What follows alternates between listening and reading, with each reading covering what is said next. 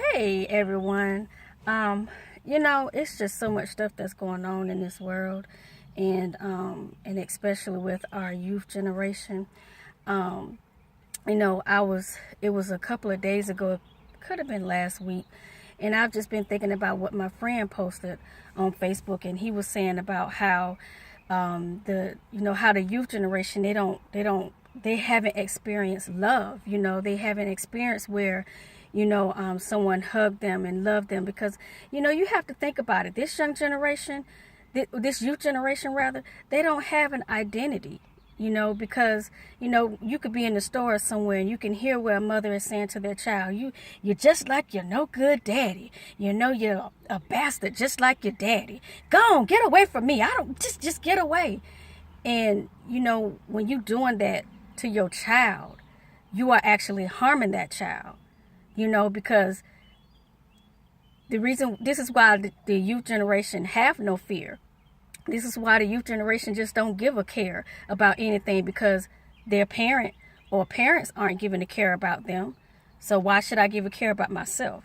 And that's really sad, around every state should have, and maybe they do, I don't know, but I'm here in Augusta, we need to have like a place like where the youth, where the teenagers, from, I don't know, maybe from 8 up, have a place to where they can talk, a place where they feel secure and they can talk and how they feel about things, because this youth generation have grown people problems. You know what I'm saying? They're not a child. They're not, my generation, we played outside, hide and seek, we tag, I know in my neighborhood, I remember me and Shauna, we used to run like we was in track. We had a childhood. This youth generation, you can't say they have a childhood, because, either the parent don't want to have nothing to do with their child, or they with the child, but they're not there, if that makes sense.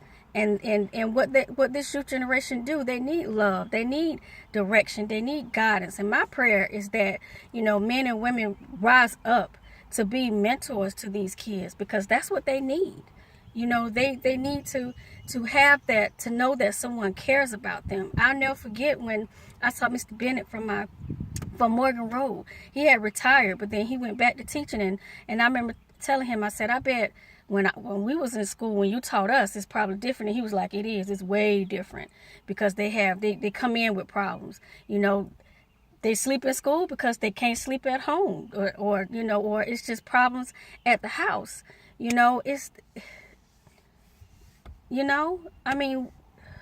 got to help them, find a solution or something, and then now we have depression and suicide that's going on.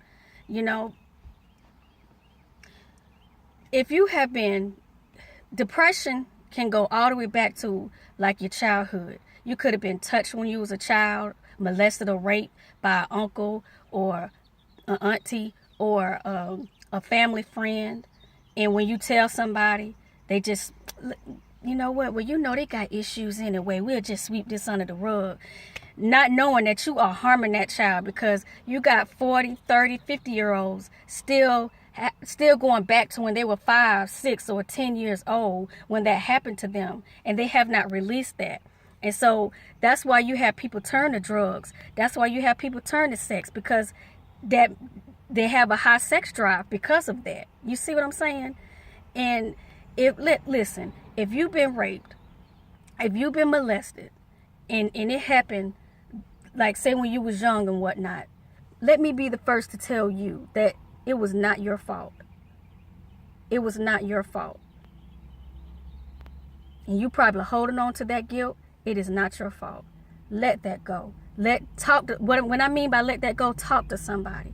Don't hold that in no longer, because that's the problem. We are letting these things be in us, holding inside of us, and then that's what caused depression. That's when they say, I done had enough, I'm about to burst, and then commit suicide.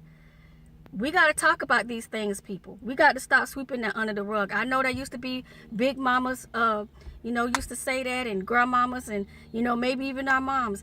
But we got to talk about that. We got to let that go. If you feel that Find somebody that you know, not find somebody, but if you know someone that you feel comfortable with, talk to them about that so you can release that, and then we have the power to think and just tell those thoughts, look, nope, I refuse to think about that. That was the past. I moved on to my future, because that's how the enemy holds you with past thoughts. The past is exactly what it is, the past. And let me tell you something. That happened to you, that does not define who you are. You are great. You are beautiful. You are handsome. And by me saying those things, this youth generation, they don't have that. Nobody hasn't validated them. We as parents, we are supposed to validate our kids. Example, if you're a father and you have a daughter, they should be the one to hear from you saying that they're beautiful, and not from some other man. Because that way, when they have a dad in their life, and when they do start dating, oh, if you're not like how my dad is, because they have standards. You have set that standard. This is why you got women that just open their legs to anything, because they didn't have that father figure. They didn't, and then some had the fathers in their lives, but they weren't in their lives, if that makes sense. So, I just pray that we start having this open dialogue and just talk about these things and let all these things go. And then that way, the suicide can go down. The depression can go down. The youth generation can turn around and get better. Let's find a solution and do something, because I want to be part of that. I want to do that. So that's my spiel.